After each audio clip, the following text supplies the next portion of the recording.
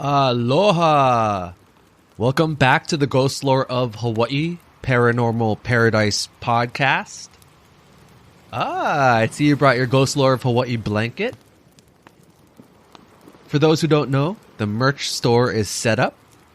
We have a ton of branded merchandise, 6 or 7 different options for t-shirt quality, pins, stickers, phone cases, pillows. I'll include the link to the shop in the show notes, and you can find it in the bio of my Instagram account. When you purchase Ghostlore of Hawaii merchandise, your support goes towards more content, and we get a step closer to regular weekly episodes. So, I also want to thank Anna for purchasing a shirt on the first day of the drop. Mahalo very much. So, again, the link is in my bio on my Instagram account, ghostlore.of.hawaii. So this episode is part 2 of the hauntings at the UH Mānoa. If you haven't listened to part 1, I suggest you start with that episode, unless you're some type of psycho. I won't judge. So I have a couple green bottles on ice in that cooler over there. Help yourself. I also got some ghostly ganja, or what we like to call paranormal pakalolo on this podcast. Yeah, that's a lot of pee. So I'll keep it brief. Get comfortable, cozy up to the fire, and let's get into this.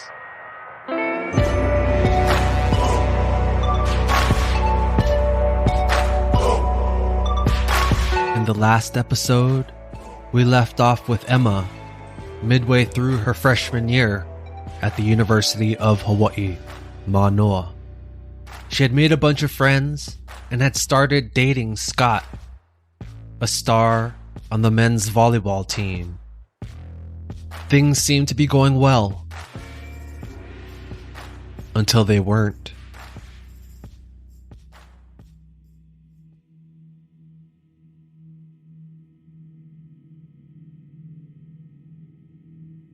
Trigger warning.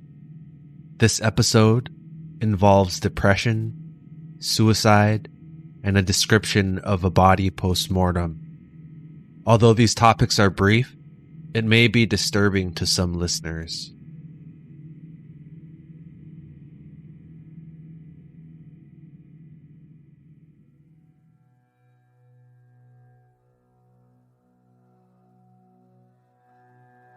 More and more of her floor mates began approaching Emma with stories of seeing Scott out with other women, at the bars, or leaving with him after volleyball practice. One night, Scott left Emma's dorm, telling her he had night practice. Emma followed him as he walked to the sand volleyball courts on campus, straight up to a tall blonde who had been waiting, and slapped her on her behind. She turned around looking pissed, but then kissed Scott in a way Emma had never seen. It broke her heart. The story goes, Emma took it so hard, she started flunking all of her classes by the end of the first semester. She stopped going to most classes, choosing to stay in bed instead, staring blankly at her roommate's empty closet across from her bed. Scott had used the closet to store a bunch of his clothes for nights he stayed over, but he had someone pick up his things for him, and it was now empty, just like Emma. She lost weight, barely eating as the weight of depression increased. Friends tried helping, calling Scott a player, which he was, and trying to get Emma out of her dark cloud. When she did attend class here or there, she never paid attention, just staring down at her notebook, pen in hand. But before finals even started, she was placed on academic probation. Even if she'd aced every single final, she'd still fail all of her classes. Next semester, Emma would have to keep her grades above a certain grade point average, or she'd be kicked out of UH. Her family had no clue how bad her grades and depression had gotten. They noticed the decline in phone calls, but just took it to a busy college girl who had new friends and her first boyfriend. Her parents had tried so hard to contain their little girl in a safe bubble with their rules and restrictions, but this left Emma naive to how the world can work.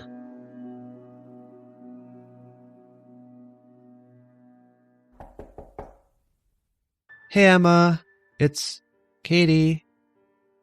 Katie, the resident advisor on Emma's floor, had been worried about the poor girl. She watched as Emma fell head over heels for the smooth-talking mainlander. Unfortunately, Emma would have fallen for anyone with a smile and a few good lines, Katie thought. She knew Scott as a playboy. She'd seen him at the nightclubs dancing and making out with random women. Woo! Ladies love me. Emma was too young to get into the bars and believed Scott was just hanging out with the boys. Katie tried dropping clues that he was a douche. No, Emma, seriously, he's a douche. And that he was just feeding her lines. But Emma was blind to it all, always laughing it off. E-M-M-A. Hey, Emma. Hey, Emma. Katie knocked, hopeful, then paused, listening for movement through the door. Emma's footsteps could be heard slowly approaching the door, and after a brief second of silence, it unlocked and opened. Oh my God, Emma. Katie couldn't hide the shock in her voice. Once beautiful Emma, who could normally stop men dead in their tracks with her effortless beauty, had transformed.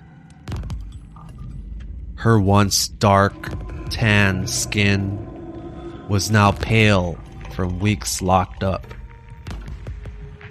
Emma's matted, tangled hair fell in front of her face, blocking her bloodshot eyes.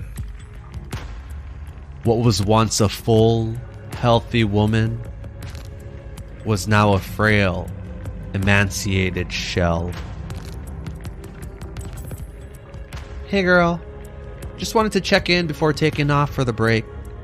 You're headed back to Big Island to see your family, right? For break? Hey, Emma. Emma just stood silently, staring at the ground.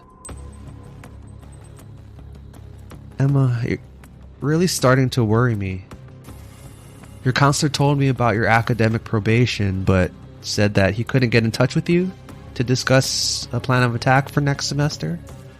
Emma, this is pretty serious. You could get kicked out. What does it matter? Emma interrupted quietly, not once making eye contact with Katie, continuing to stare at the ground. What do you mean? Emma, we talked so much when classes started. You were so cheerful and excited for your major. I miss hanging out with you, you know, like we used to. I know I'm your RA, but you're more of a friend to me than someone I'm advising. I can't remember the last time we talked. Emma stayed silent. Do you want to talk about anything? It doesn't have to be about that asshole. Shut up! How dare you? That's my boyfriend. If you ever talk stink about him again. Emma slammed the door, barely missing Katie's face. Katie was stunned. She had never seen Emma that mad, let alone anyone.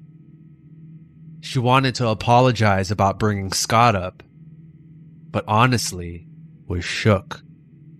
The fire in Emma's eyes scared Katie. And what was Emma talking about? Her boyfriend, Scott? Scott had a new girlfriend now.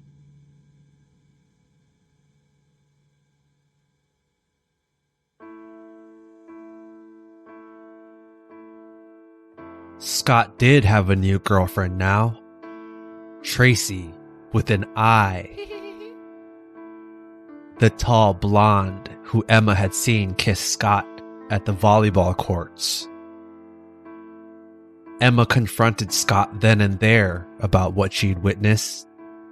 Scott, like the ass he was, replied, "Ooh, busted. Yeah, you weren't supposed to see that. I was meaning to tell you, I think we should start, seeing other people and stuff." Emma questioned Scott about all the sweet stuff he had said, about how happy she made him. "You know you make me happy. I love making out with you. I love making out, period. You know how good I am at kissing.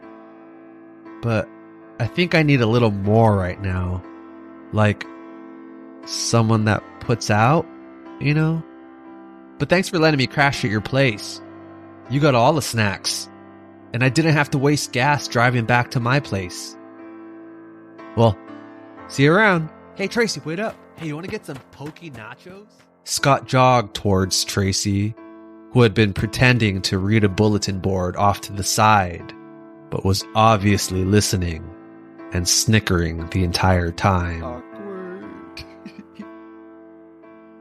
Emma stood frozen and watched as the two chuckled and walked off, Scott's arm around his new girlfriend. Emma stayed standing there long after they had walked out of sight, tears running down her face.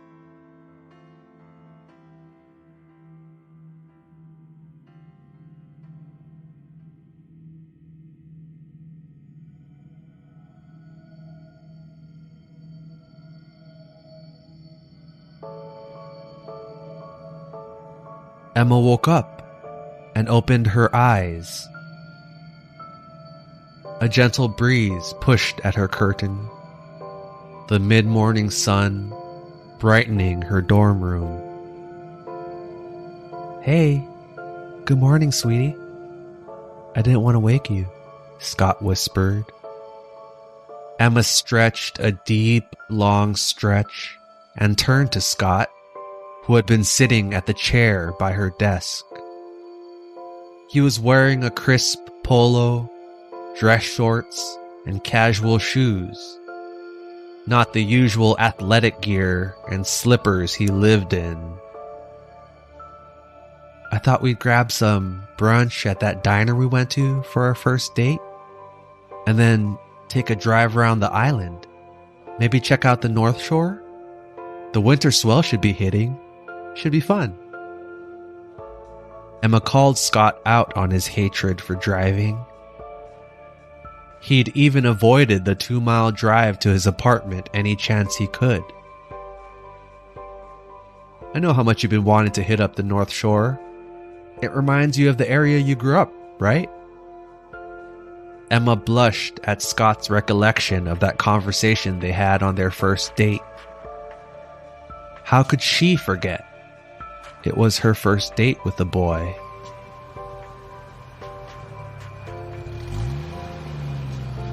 "Remember when I first asked you out?" Scott chuckled. They were now seated in his car, headed to the restaurant. "How I saw you from across the lecture hall? The moment I saw you, I couldn't take my eyes off of you. Then we made eye contact." Emma remembered. She blushed as he flashed his smile at her He tracked her down after lecture was over and walked her to her next class. She was shy, but he was charismatic. She lingered on that first conversation and the 10-minute walk.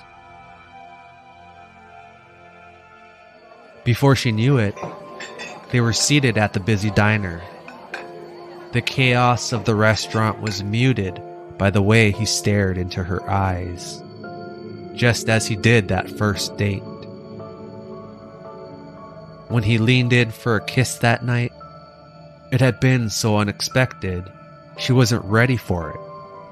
But this time, she kissed him, both melting into each other's lips.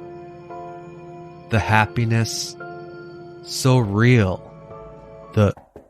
Hey, Emma. It's Katie. Emma was startled out of her dream. She lay there in her messy, filthy dorm room. The shades were permanently down these days. For the past month, Emma chose to lock herself up in her room, hoping to live in her dreams. E-M-M-A. Hey, Emma. Not long after Scott broke her heart that night, and the depression began to hit, Emma started to have these dreams.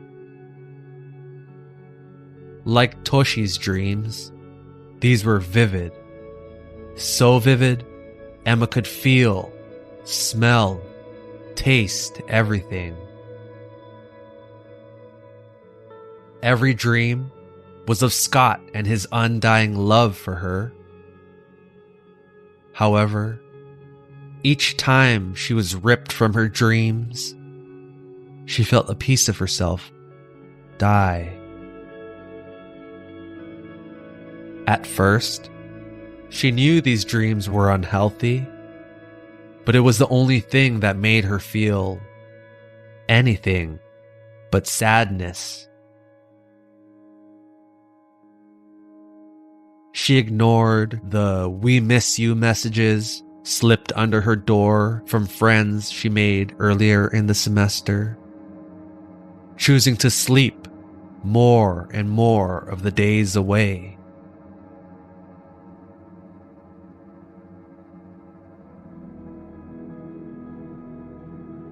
In the blink of an eye, a few days turned into weeks, then a month. Finals were finished. Most of the girls had already left for winter break. But Katie wanted to check on Emma before leaving for break herself. That conversation with Emma, slamming the door in Katie's face, was the last one Katie would have with Emma. It would be the last conversation anyone would have with Emma. The grief she felt each time she awoke from her dreams was too much for Emma.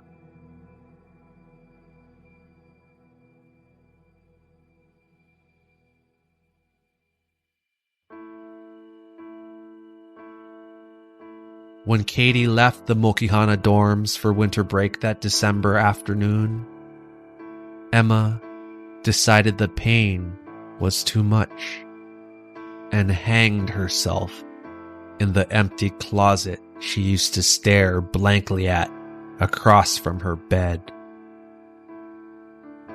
With students mostly gone for break, no one found Emma until the janitor noticed the smell a week later. After the investigation into Emma's death was completed and ruled a suicide, the dorm room was sealed off from use for other students for the remainder of the school year. Her friends sadly walked past the locked door, choosing to remember the Emma they had befriended earlier that year. Briefly, the following year, Emma's room was opened back up for student housing, but it was too soon after the tragedy, and people remembered. After a discussion with students and community members, the school decided the room should be used for storage indefinitely. That was until Toshi's freshman year, almost 20 years later.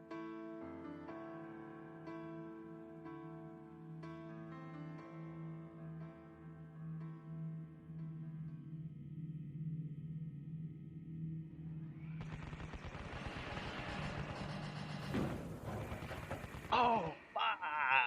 Damn, you got me. Hold on. Someone's at my door. Hey, Toshi! Hey, what's up, man? Everything okay?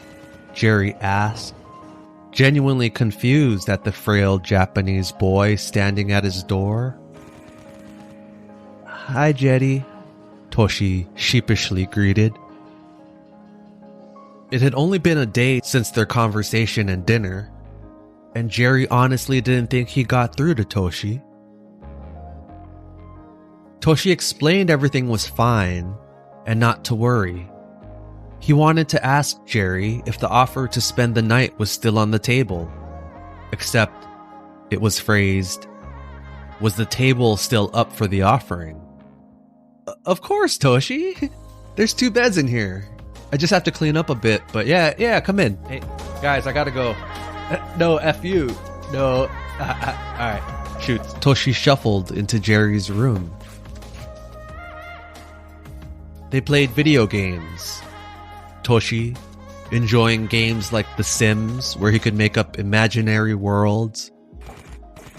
But he also kicked ass in Call of Duty. Right there. Oh, headshot. The rest of the night was spent gaming and watching movies. Nani? He was a ghost the whole time. Oh. Jerry actually enjoyed hanging out with Toshi.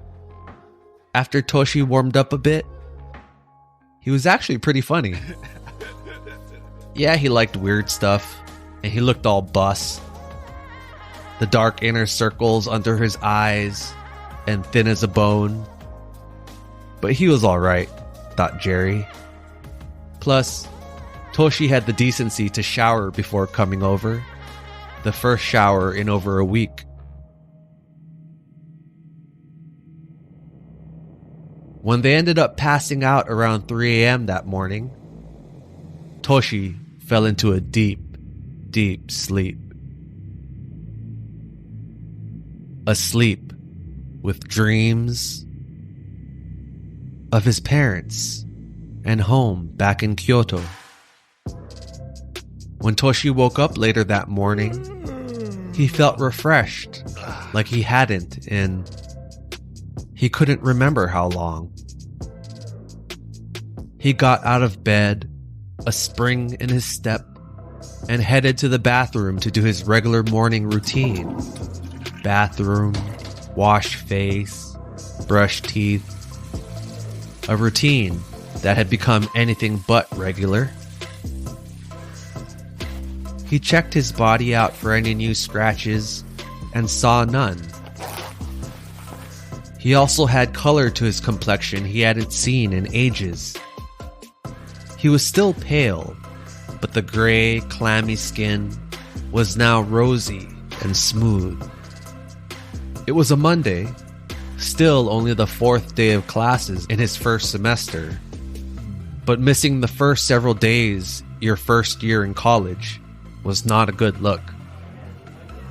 Toshi attended all of his classes that Monday and went to all of his professors to apologize for his absence. He blamed extreme homesickness and culture shock that caused anxiety attacks, feeling bad for the lie, but not about to tell them he was in love with an imaginary woman. All of his professors understood, but made it clear to Toshi he could not miss any more classes. Grateful, Arigato. Toshi thanked them and headed back to his room after a long day on campus. He felt relief and the grip of his dreams lessen, but was worried about falling back into his old habit. Like an addict who knew he had a problem, Toshi wanted to get better. But still, the thought of parting ways with his drug of choice frightened him. The last thought he had before falling asleep in his bed that night was his commitment to get better, even if it meant moving on from his dream girl.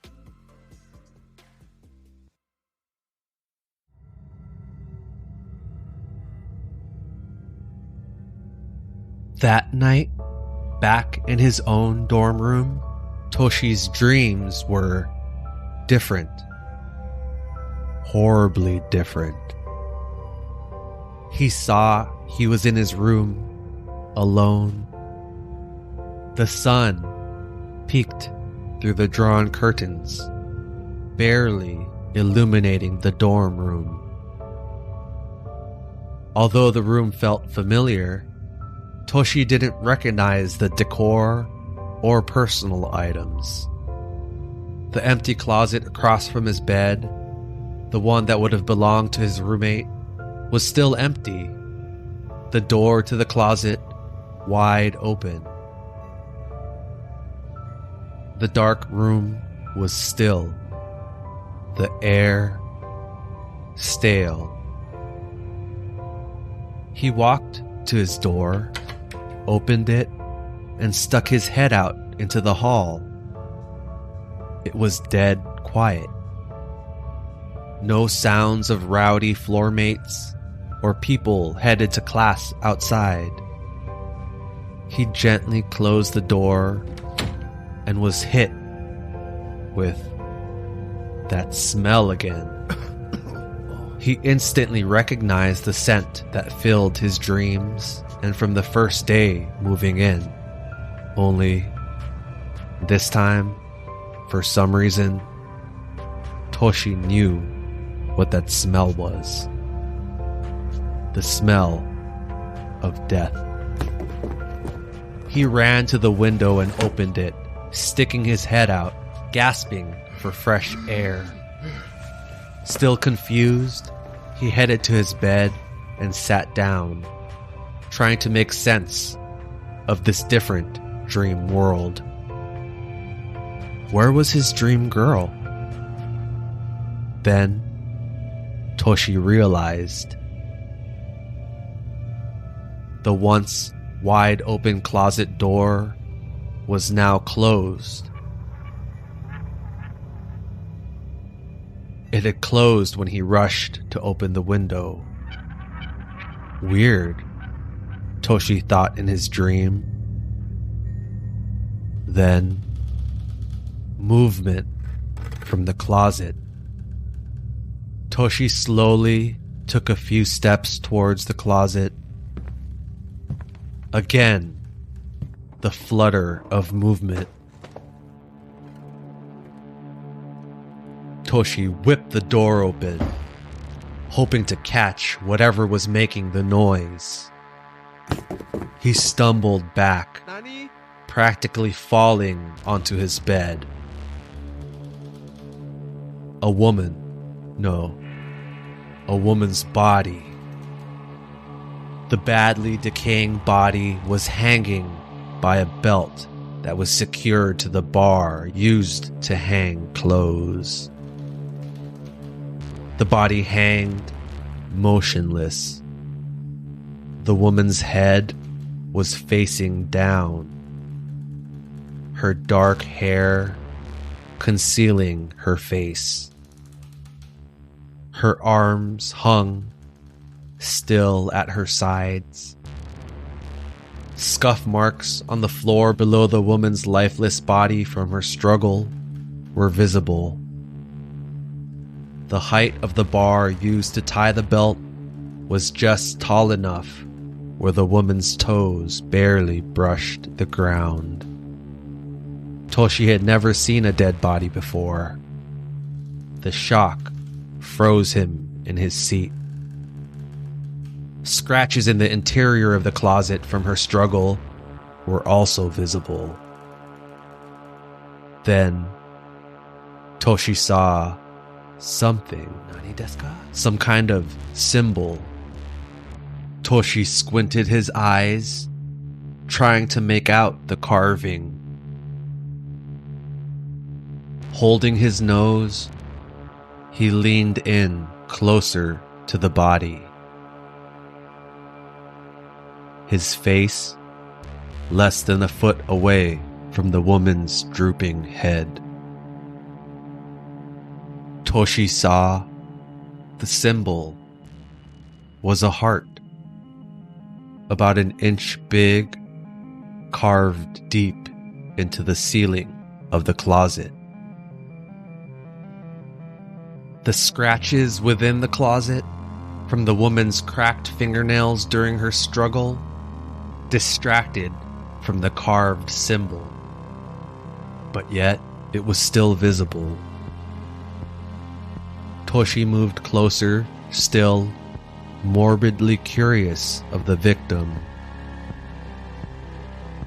Normally, there'd be no way Toshi would be this close to the body, but in the dream, things weren't always normal.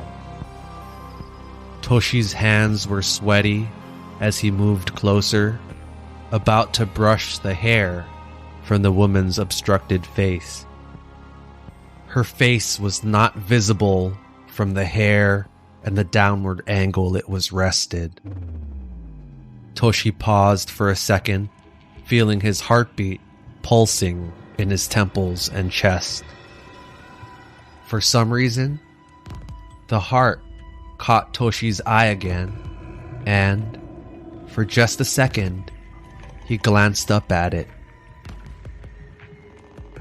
When Toshi looked back down to the woman's face, their eyes made contact.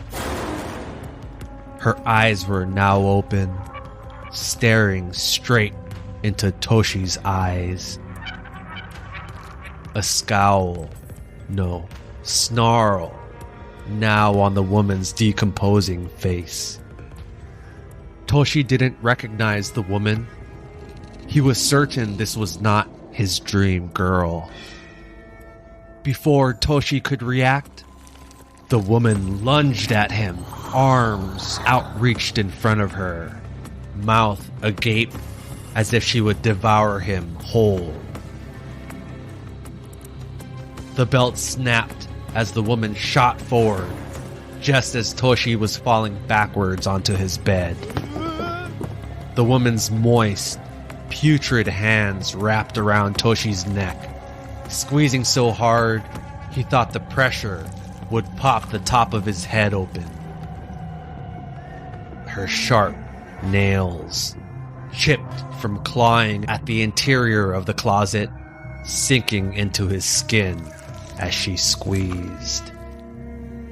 She was straddling Toshi, her face inches from his. Liquid from her decomposing face dripped onto and into Toshi's mouth. Just as his vision began to darken, as he was spiraling into unconsciousness, Toshi was slammed awake by his phone's alarm. But something was wrong. Toshi tried gasping for air, but could still feel invisible hands squeezing at his neck. He struggled, the weight pressing on his chest. Toshi's lungs burned. The blood being trapped in his head from being choked made him think his eyes would explode. He clawed at the clammy hands pressing into him, while he kept on gasping for air. He suddenly saw visions of his parents, his childhood, his home back in Japan, as tears filled his eyes. his mind coming to terms with this being the end and reliving the best moments of Toshi's life during his last few moments alive. As his view of the dorm ceiling began to spiral into darkness, everything, the weight, the choking, the pain of jagged fingernails digging into his neck, released instantly. Toshi gasped for air like a swimmer breaking through the water's surface. His vision began to focus as the oxygen entered his blood. When he was finally able to breathe without hyperventilating, shock wearing off, Toshi bolted from his room straight to Jerry's down the hall. He pounded on the door until Jerry opened, sleepy-eyed but terrified at the unexpected wake-up call. Hey, Toshi, is everything okay? Toshi explained the nightmare he just had and tied it into the nightmares he brought up to Jerry during their first dinner a few days back.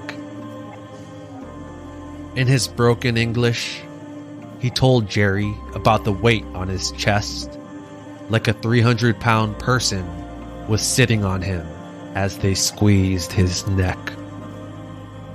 "Oh, Toshi, I know what this is," Jerry said, sleepily rubbing his eyes.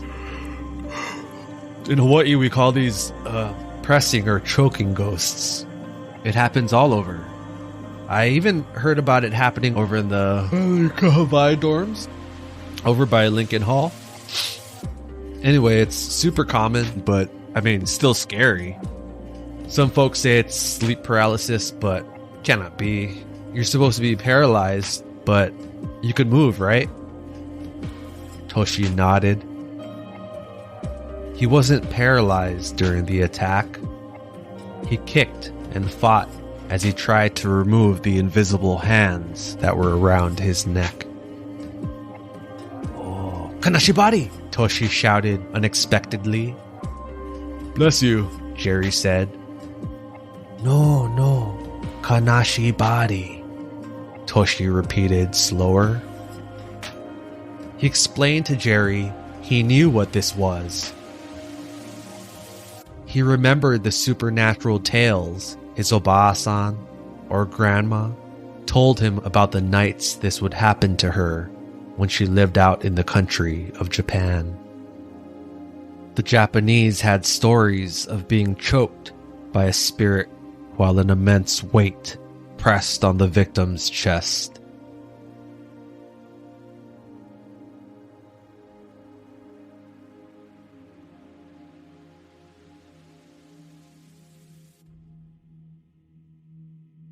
Hawaii is known as a melting pot of cultures. Beginning in the mid-1800s, a huge influx of immigrants and entrepreneurs from all over the world flocked to Hawaii to work the sugar plantations in search for a better life. Japanese, Chinese, Filipino, Korean, and Portuguese laborers flooded the islands, bringing with them their popular foods and customs of the culture, as well as their ghost lore. Spooky voice.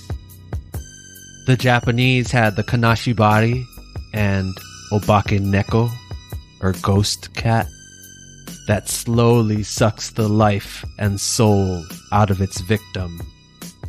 Filipinos had the aswang, a vampire-like monster who feeds on the amniotic fluid of pregnant women, often reportedly seen in the Ewa Plain area of Oahu. Hawaiians had stories of the menehune, small elf-like entities about 2 feet tall that were extremely mischievous and master craftsmen. There are stories of the first Polynesians who came to Hawaii, finding it already occupied with tiny, masterfully built villages all across the islands. tales of the Menehune still being seen today are told. Paranormal experts believe that not only did popular tales of ghosts and monsters travel to Hawaii with these immigrants, but the actual ghosts and monsters may have come with them.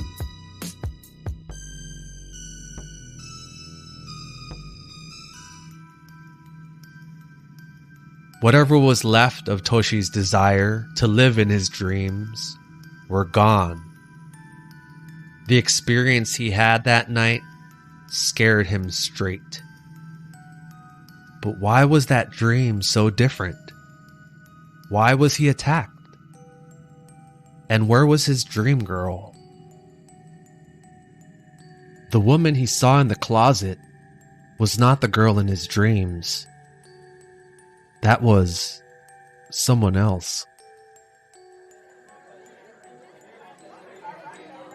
All throughout the day, as he attended his classes, Toshi pondered the thought.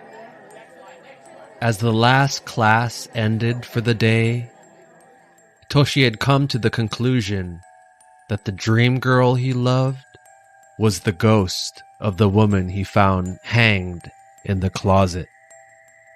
It must have been. When he spent that night at Jerry's, it must have infuriated the spirit. Toshi headed straight to Jerry's room to explain his hypothesis. Jerry was already on the same page. Earlier in the day, Jerry called a family friend, Kupuna Kimo, for some advice. Kupuna is used to describe a highly respected elder in the community, someone with great life experiences who help guide others with their knowledge. Kimo was a kahu, or spirit guide, who performed ceremonial blessings of new homes, businesses, and even vehicles. He would bless the land with Hawaiian sea salt and spritzes of water using tea leaf, all while chanting his blessings in Hawaiian. Kimo was also sensitive to the spirit world. Since he was a child, Kimo could see and feel spirits.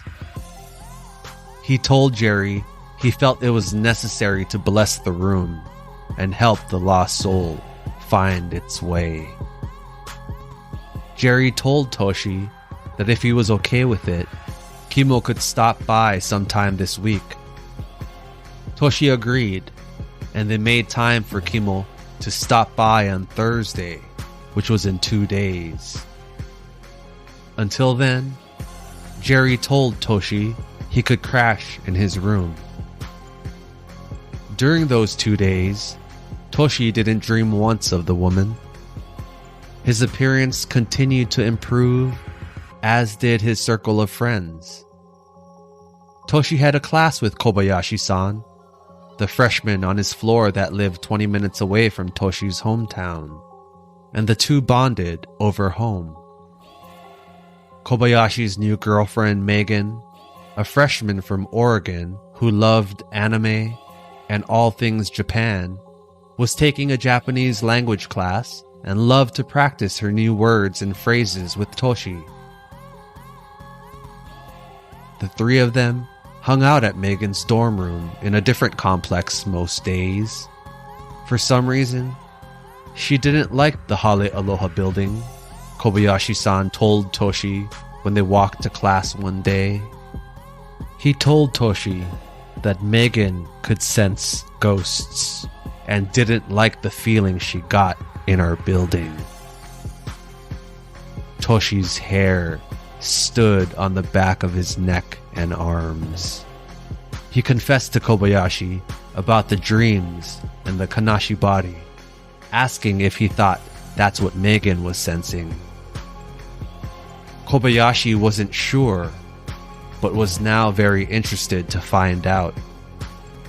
He suggested bringing Megan to the room blessing with Kimo, but not telling her about Toshi's experiences.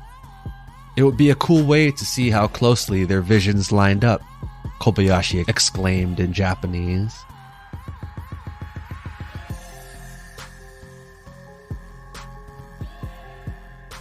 And surprise, surprise, what started off as a two-parter is now a three-parter. Hey, just like the Vax. So you get back-to-back-to-back weekly episodes for the story. Seriously, sorry for switching it up, but I didn't realize how much longer there was to this tale. It's still pretty tough to gauge how long a story will be based off of text alone. But thank you for tuning in. I hope you're liking this one. It's based on real hauntings that happened on campus. So tune in next week. Mahalo.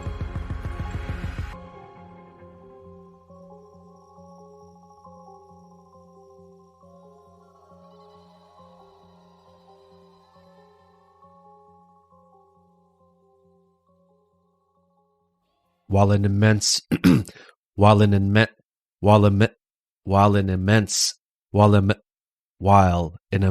weight pressed on the victim's chest. Got it.